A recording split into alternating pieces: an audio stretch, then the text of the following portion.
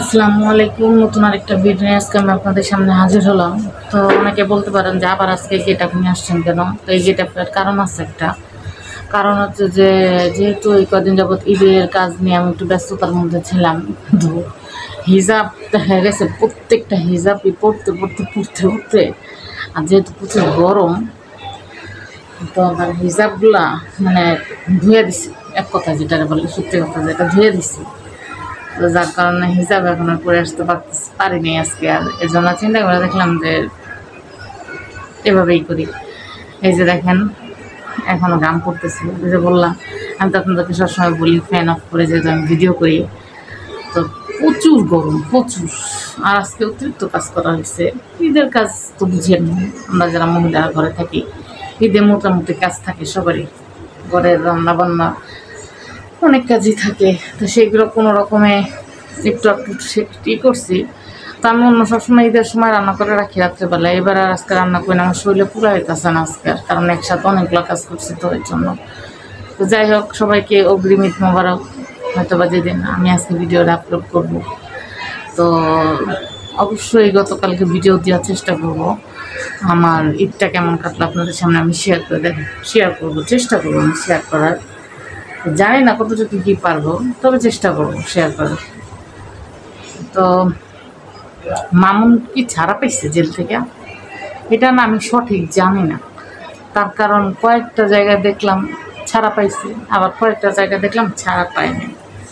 তো যাই হোক, মামুনের মার কয়েকটা ইন্টারভিউ আমি দেখলাম। মামুনের মা প্রথম কান্নাকাটি করতেছে, এটা স্বাভাবিক, করবে, তার সন্তান জেলে রয়েছে, সন্তান থেকে কীভাবে সে ঈদ কাটায়। যাই হোক, তো মা খারাপ লাগবেই, স্বাভাবিক। আর ওই সন্তানই আছে, তার ঘরের সমস্ত কি বলে দায়িত্ব পালন করে। মামুনের দিক দিয়ে মামুন এই কাজটা ভালো করছে। তো ওর দুইটা প্রতিবন্ধী বলতে দুইটা মানে প্রতিবন্ধী ভাই বোন আছে, ও তাদেরকে দেখাশোনা করে। তো মামুনের মার কয়েকটা ইন্টারভিউ আমি দেখলাম, সেখানে সে বলতেছে, তা একটা ইন্টারভিউতে বললো যে ওইটা হচ্ছে আগের, এই জেলে যাওয়ার আগের ভিডিও। সেটা হলো কি, বললো যে টিকটক যারা করে না তারা নাকি আরও বেশি খারাপ, আর যারা টিকটক করে তারা হলো আরও বেশি ভালো।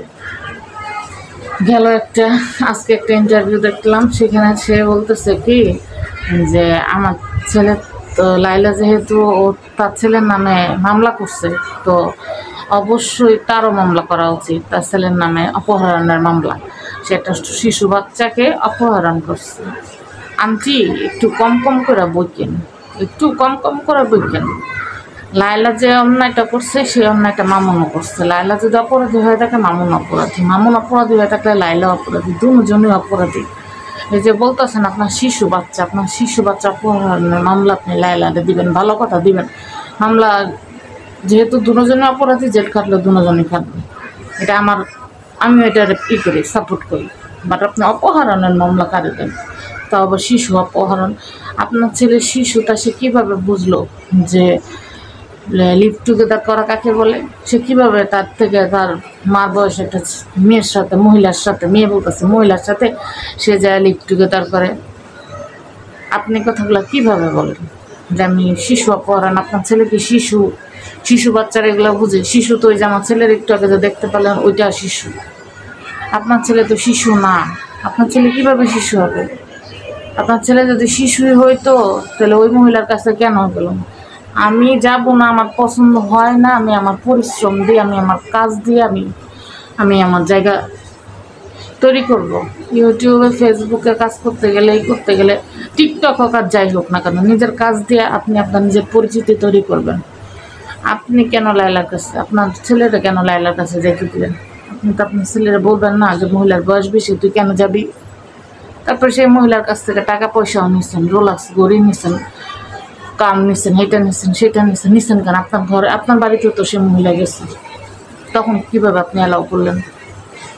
এখন এসে বলেন আমার ছেলে হইলো শিশু বাচ্চা, তার নামে অপহরণের মামলা আপনি দিবেন? আপনার ছেলে তো শিশু বাচ্চা না আন্টি, আপনার ছেলে তো শিশু বাচ্চা না। আপনার ছেলের কয়দিন পর শিশু বাচ্চার বাপ হয়ে যাবে।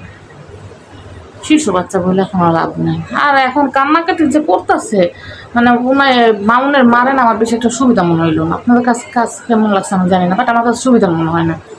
তার কারণ কান্নাকাটি যেভাবে করছে, কান্নাকাটি করবেই, এটা কোনো বিষয় না।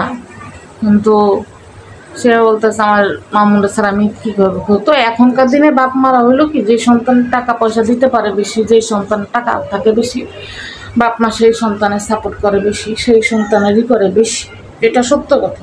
এটা এখন আপনার মামুনের মা কি আর আপনার আমার কি, সব জায়গায় এখন এগুলোই চলে। যেটা সত্য কথা, আমি সব জায়গায় এগুলাই। এটা হচ্ছে একটা ভাইরাল ট্রেন্ড বর্তমানের বাপ মার, ভাইরাল ট্রেন্ড হলো এটা, যে সন্তান ইনকাম করতে পারবে সেই সন্তানের দাম বেশি থাকবে, সেই সন্তান বাপ মার কাছে প্রিয় থাকবে বেশি, সেই সন্তান মার কাছে আদরও থাকবে বেশি। হ্যাঁ, মামুন ইনকাম করে তো মামুনের আলোর ভালোবাসা তো থাকবেই, কেন ওইটা বলে আর লাভ নেই। তো যাই হোক, ছেলে লিভ টুগেদার করছে, ঠেকার নাই। ছেলে বুড়া বেটির কাছে গেছে, সেটারও ঠেকার নাই। এখন বুড়া মহিলা দিছে আপনার পোলারে হান্দাইয়া, কিছু করারও নেই। তো যদি আপনি ভালো হইতেন তাহলে আপনার সন্তান ভালো হইতেন, কারণ আপনি তাকে সঠিক শিক্ষাটা দিতেন। তাইলে এখন তো নিজের কোনো রকমের কোনো শিক্ষা নাই ভিতরে, তা আপনার ছেলেরা একটু দোষ দিব, দোষ দেওয়া লাভ নেই। তো যাই হোক, আমার কথাগুলো যদি কারোর কাছে খারাপ লেগে থাকে ক্ষমার দৃষ্টিতে দেখবেন। আর আমার ভিডিওটা যদি ভালো লাগে অবশ্যই একটা লাইক করবেন, কমেন্ট করবেন, সাবস্ক্রাইব করে চ্যানেলটার পাশেই থাকবেন। প্রচুর গরম লাগে তো, অসহ্য লাগে, অসহ্য। আবার দেখা হবে ইনশাআল্লাহ আগামীকাল অন্য কোনো ভিডিওতে। আল্লাহ।